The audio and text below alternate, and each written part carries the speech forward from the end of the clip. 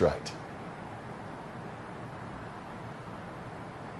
The Strait of Hormuz remains effectively closed to normal commercial traffic. However, what we're seeing now is a permissions-based system whereby Iran is granting access to the strait to ships from countries it considers neutral or friendly.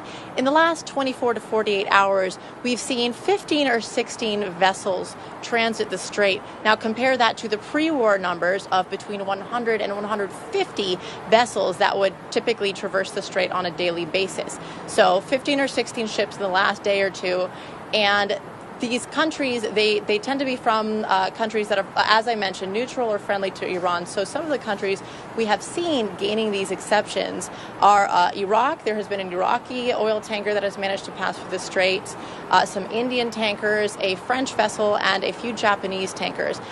Today, there were a few Qatari LNG tankers that were cleared to transit the strait, but they turned back due to security concerns. So even if vessels get permission, there is still that risk of attack, of a wayward drone perhaps, that is continuing to restrict that traffic. So these numbers that we are seeing passing through the strait are so small that they really don't make a dent in that 20% of global oil that normally comes through the strait. So what we're seeing is not at all a reopening, but really more a controlled, selective flow under Iranian oversight. And Natasha, West Texas Intermediate futures are priced higher than Brent for the first time since May 2022.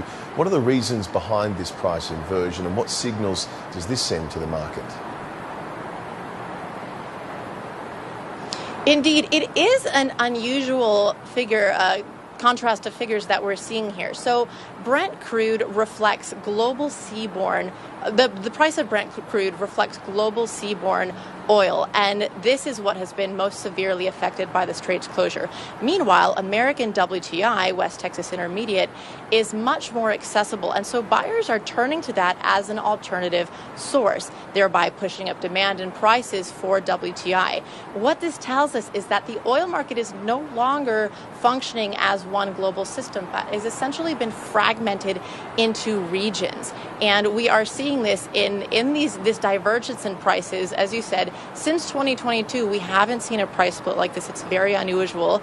But because there is now this jump in demand for U.S. crude, these numbers really highlight to us the real physical scarcity of oil outside the U.S. and the fact that the U.S. is now becoming, in effect, the world's backup supplier. Thank you very much, Natasha Turak, for us there in Dubai.